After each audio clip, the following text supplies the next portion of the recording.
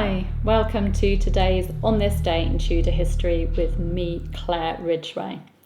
Now this day in Tudor history, the 22nd of September 1515, is the traditional birth date of King Henry VIII's fourth wife and queen consort, Anna von Jülich-Cleves, or Anne of Cleves as we usually know her. She was born near Dusseldorf. However, author Heather R. Darcy has noted a source that states that Anne was born the day before the feast of St. Peter and St. Paul, so puts forward a date of 28th of June 1515 for Anne's birth. Now, Anne was the second daughter of John III, Duke of Jülich-Cleves and Berg, an important German ruler. He was married to Maria of Jülich-Berg. Anne had an older sister, Sybil, who married John Frederick, Elector of Saxony. She had a younger brother, William, who became Duke of Jülich-Cleves, who married Maria, Archduchess of Austria. And Anne also had a younger sister called Amalia. Like Henry VIII and his other wives, Anne was descended from King Edward I.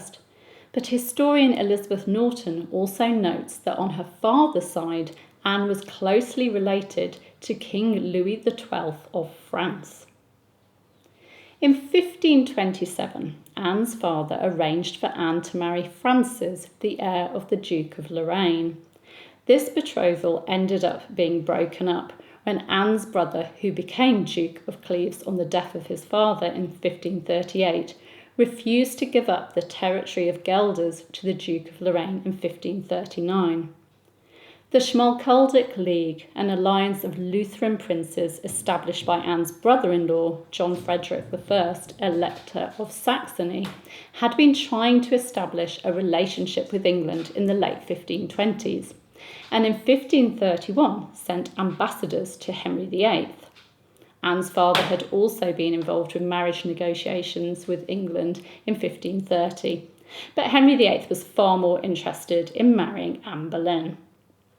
These marriage negotiations were resurrected in January 1539, when Henry VIII was looking for a fourth wife, following the death of Jane Seymour. Henry's chief advisor, Thomas Cromwell, was keen to build links with the Schmalkaldic League. And when Henry saw that Francis I of France and Charles V, Holy Roman Emperor, were becoming friendly, he too looked towards Germany for support. By the end of September 1539, a marriage treaty between England and Cleves had been agreed upon, and preparations were made for Anne to travel to Calais and then on to England. Anne arrived in England on the 27th of December 1539, and the royal couple were married on the 6th of January 1540, the Feast of the Epiphany, at Greenwich Palace. Of course, it was not to be a happy marriage, and just over 6 months later, the marriage was annulled, and Henry VIII quickly married his fifth wife, Catherine Howard. Anne of Cleves became known as the King's sister, and was rewarded for allowing this to happen with money. £4,000 per year, and houses at Richmond, Bletchingley and Lewes. She was also granted the lease of Hever Castle in Kent, former family home of Anne Boleyn, and she was also given jewels, plate, hangings and furniture. She kept her head and became a very wealthy woman. Anne of Cleves outlived Henry VIII and all of his other wives. She died on the 15th of July 1557, aged 41. I find her a fascinating woman, and I think I'd have to say that she is my second favourite wife, after Anne Boleyn, of course, of Henry VIII's queens. Thank you for joining me. I will, of course, be back tomorrow with another On This Day in Tudor History event for you. If you've liked this video, then please do give me a like.